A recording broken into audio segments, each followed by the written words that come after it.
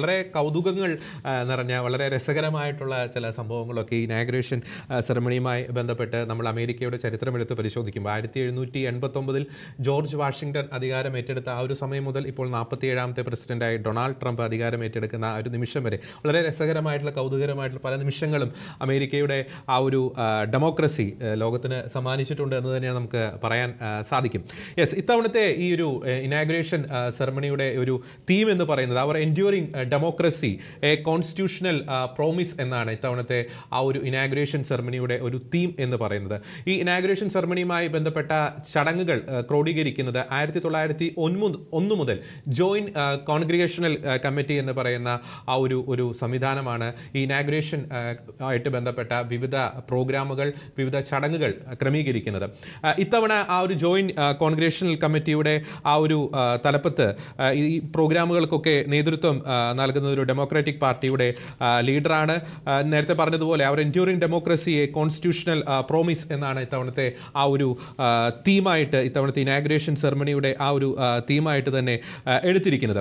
നമുക്ക് ഇനാഗ്രേഷൻ സെറമണിയുടെ ആ ഒരു ഡീറ്റെയിൽസിലേക്ക് നമുക്ക് പോകുമ്പോൾ ആദ്യമേ തന്നെ നടക്കാൻ പോകുന്നത് ഒരു മ്യൂസിക് പ്രോഗ്രാമാണ് റോബിൻ. മ്യൂസിക് പ്രോഗ്രാം അതിന് നേതൃത്വം നൽകുന്നത് യൂണിവേഴ്സിറ്റി ഓഫ് നെബ്രാസ്ക ലിങ്കൺ ഒരു കമ്പൈൻ കൊയറും ഒപ്പം തന്നെ പ്രസിഡന്റ്സ് ഓൺ US മറൈൻ ബാൻഡും.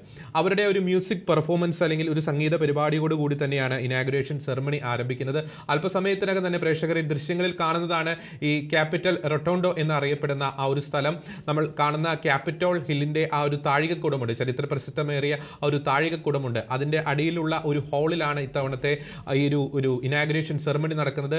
ഇതിനു മുമ്പ് റേഗന്റെ കാലഘട്ടത്തിലാണ് ഇത്തവണ ഇതുപോലെ തന്നെ സമാനമായിട്ടുള്ള രീതിയിലുള്ള ഒരു അതിശൈത്യം മൂലം ഈ ഒരു ഫംഗ്ഷൻ 40 വർഷത്തിന് മുൻപാണ് ആദ്യമായി ഇതുപോലെ 40 വർഷത്തിന് മുൻപ്, അതിനുശേഷം 40 വർഷത്തിന് ശേഷം ആദ്യമായിട്ടാണ് ഒരു പ്രസിഡന്റിന്റെ ചടങ്ങ് ഇതുപോലെ ഇൻഡോറിൽ നടത്തപ്പെടുന്ന ഒരു സാഹചര്യം ഉണ്ടാകുന്നത്. അന്നും ഇതുപോലെ തന്നെ പ്രതികൂലമായ കാലാവസ്ഥ, രൂക്ഷമായ കാലാവസ്ഥ മൂലമാണ്. ഏകദേശം -6 ഡിഗ്രിയാണ് ഇപ്രാവശ്യം അവിടുത്തെ കാലാവസ്ഥ.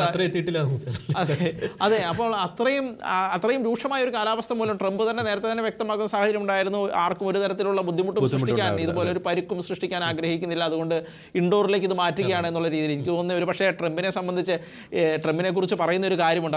അദ്ദേഹത്തിന്റെ റാലിയിൽ വരുന്ന എല്ലാ ആളുകളുടെയും കൃത്യമായ കണക്ക് സൂക്ഷിക്കുന്ന ആളാണ് ട്രംപ് എന്നുള്ളൊരു കാര്യം അദ്ദേഹത്തെ കുറിച്ച് എടുത്തു പറയാറുണ്ട്. അത് മാത്രമല്ല, അദ്ദേഹം അല്പം റാലിയിൽ വരുന്ന ആളുകളുടെ കണക്കുകളെ കുറിച്ച് അല്പം പൊങ്ങച്ചു പഠിക്കാറുള്ള ആളുമാണ് എന്നുള്ളൊരു വസ്തുത നിലനിൽക്കുന്നുണ്ട്. പക്ഷേ മറ്റൊരു കാര്യമുണ്ട് റോബിൻ, ഈ ട്രംപ് 1.0 2.0 ഈ 2.0യിലേക്ക് ട്രംപ് എത്തുമ്പോൾ അദ്ദേഹത്തിന്റെ വ്യക്തിത്വത്തിന് തന്നെ വലിയൊരു മാറ്റം സംഭവിച്ചതായിട്ട് നമുക്ക് കാണാൻ സാധിക്കും, അല്ലേ? ഉണ്ട്.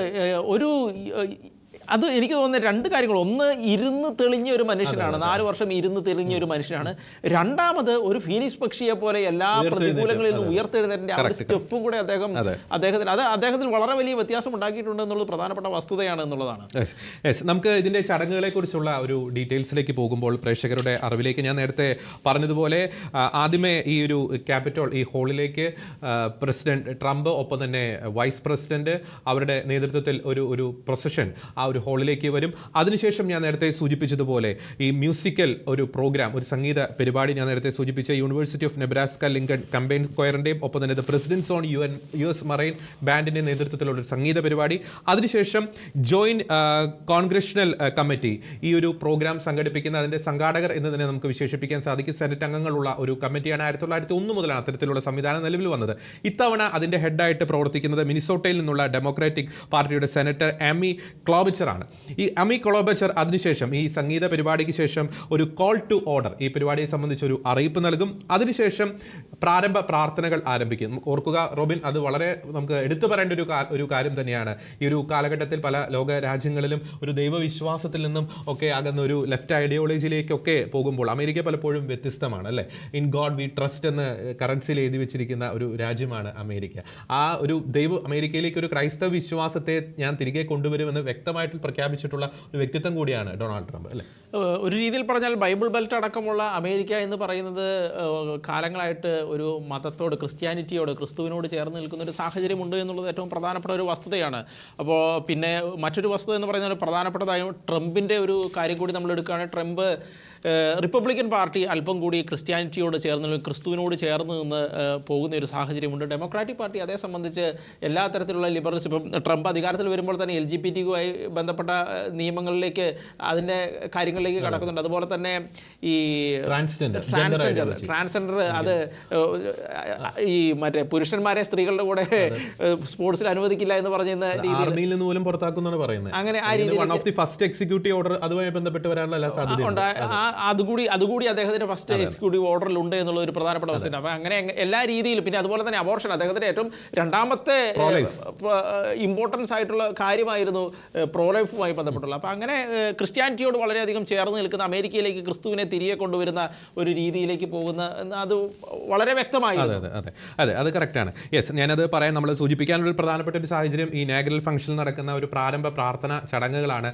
അതിന് നേതൃത്വം നൽകുന്നത്, ഈ പ്രാരംഭ പ്രാർത്ഥനാ ചടങ്ങുകൾക്ക് നേതൃത്വം നൽകുന്നത് ന്യൂയോർക്ക് ആർച്ച് ബിഷപ്പ് കർദിനാൾ തിമോത്തി ഡോളൻ. അദ്ദേഹം ട്രംപിനെ വലിയ രീതിയിൽ സപ്പോർട്ട് ചെയ്യുന്ന ഒരു ആർച്ച് ബിഷപ്പ് കൂടിയാണ്, കർദിനാൾ കൂടിയാണ്. ഒപ്പം തന്നെ ഫ്രാങ്ക്ലിൻ ഗ്രഹാം, നമുക്കറിയാം അമേരിക്കയിലെ ആ ഒരു സുവിശേഷ മുന്നേറ്റത്തിന് തീയായ ബില്ലി ഗ്രഹാം, അദ്ദേഹത്തിൻ്റെ ആ ഒരു പ്രൊട്ടസ്റ്റന്റ് സഭയിലെ റവറൻ ഫ്രാങ്ക്ലിൻ ഗ്രഹാമും ഒപ്പം തന്നെ കർദിനാൾ തിമോത്തി ഡോളനും ചേർന്നാണ് പ്രാരംഭ പ്രാർത്ഥനകളും ഒക്കെ അതിനുവേണ്ടി നേതൃത്വം നൽകുന്നത്. അതിനുശേഷം ഒരു ഒപ്പേറ ഒരു സിംഗിങ് അല്ലെങ്കിൽ ഒരു സംഗീത പരിപാടി അവിടെ നടക്കും. ക്രിസ്റ്റഫർ മാച്ചിയുടെ നേതൃത്വത്തിൽ ഓ അമേരിക്ക എന്ന് പറയുന്ന പ്രശസ്തമായിട്ടുള്ള ഒരു ഗാനത്തിൻ്റെ ഒരു അവതരണം അവിടെ നടക്കും. അതിനുശേഷമാണ് വളരെ സുപ്രധാനമായിട്ടുള്ള ഒരു ചടങ്ങുകളിലേക്ക് നാം പ്രവേശിക്കാൻ പോകുന്നത്. ആദ്യം ഓത്ത് ടേക്കിംഗ് സെറമണിയിൽ പങ്കെടുക്കുന്നത് അല്ലെങ്കിൽ സത്യപ്രതിജ്ഞാ വാചകം ചൊല്ലി അധികാരം ഏറ്റെടുക്കാൻ പോകുന്നത് വൈസ് പ്രസിഡന്റ് ആണ്, JD Vance ആണ്. ആദ്യമേ ഈ ഒരു സത്യപ്രതിജ്ഞ ചടങ്ങിൽ പങ്കെടുത്ത് ഓത്ത് ടേക്കിംഗ് നടത്തി അധികാരം ഏറ്റെടുക്കാൻ പോകുന്നത്. അദ്ദേഹത്തിന് സത്യപ്രതിജ്ഞാ വാചകം ചൊല്ലിക്കൊടുക്കുന്നത് സുപ്രീം കോടതി ജസ്റ്റിസ്, അസോസിയേറ്റ് ജസ്റ്റിസ് ബ്രെഡ് കാവനോ ആണ്. ബ്രെഡ് കാവനോനെ നിയമിച്ചതും ട്രംപ് തന്നെയാണ് 2018 ആ ഒരു കാലഘട്ടത്തിൽ. ജസ്റ്റിസ് ബ്രെഡ് കാവനോ JD Vanceന് സത്യപ്രതിജ്ഞാ വാചകം ചൊല്ലിക്കൊടുക്കും. അദ്ദേഹമാണ് ആദ്യമേ തന്നെ അധികാരത്തിലേക്ക് വരാൻ പോകുന്നത്. അതിനുശേഷം വീണ്ടും ഒരു സംഗീത പരിപാടി, പ്രത്യേകിച്ച് അമേരിക്കയുടെ ദേശഭക്തി ഗാനം, അമേരിക്ക ദ ബ്യൂട്ടിഫുൾ എന്ന് പറയുന്ന ഗാനമൊക്കെ ആലപിക്കപ്പെടും. അതിനുശേഷം ചീഫ് ജസ്റ്റിസ് ജോൺ റോബോട്ട്സ്, അവിടെയാണ് ലോകം കാത്തിരിക്കുന്ന ചരിത്ര പ്രാധാന്യമേറിയ ഒരു നിമിഷം. Chief justice John robots president ട്രംപിന് സത്യപ്രതിജ്ഞാ വാചകം ചൊല്ലിക്കൊടുക്കാം. സത്യപ്രതിജ്ഞാ വാചകം ഇപ്രകാരമാണ്. അമേരിക്കയുടെ കോൺസ്റ്റിറ്റ്യൂഷൻ സെക്ഷൻ 1 ആർട്ടിക്കിൾ 2 പറഞ്ഞിരിക്കുന്ന ഒരു പ്രധാനപ്പെട്ട ഒരു കാര്യമാണ്. അതാണ് ചൊല്ലിക്കൊടുക്കാൻ പോകുന്നത്. I do solemnly swear that I will faithfully execute the office of the President of the United States and I will to the best of my ability preserve, protect and defend the Constitution of the United States. ഏകദേശം 35 വാക്കുകൾ നീണ്ടു നിൽക്കുന്ന ഒരു സത്യപ്രതിജ്ഞാ വാചകം. പക്ഷേ അതുണ്ടാക്കുന്ന impact എന്ന് പറയുന്നത് ദൂരവ്യാപകമാണ് അല്ലേ. ആ ഒരു സത്യപ്രതിജ്ഞാ വാചകം ചൊല്ലി തൻ്റെ വലത് കൈ ഉയർത്തിപ്പിടിച്ച് ഒരു കൈ ബൈബിളിലും പിടിച്ചുകൊണ്ട് ട്രംപ് ആ സത്യപ്രതിജ്ഞാ വാചകം ചൊല്ലി അധികാരം ഏറ്റെടുക്കുമ്പോൾ തീർച്ചയായിട്ടും ലോകത്തിൽ തന്നെ ഒരു ടേണിംഗ് പോയിന്റ് എന്ന് നമുക്ക് പറയാൻ സാധിക്കും.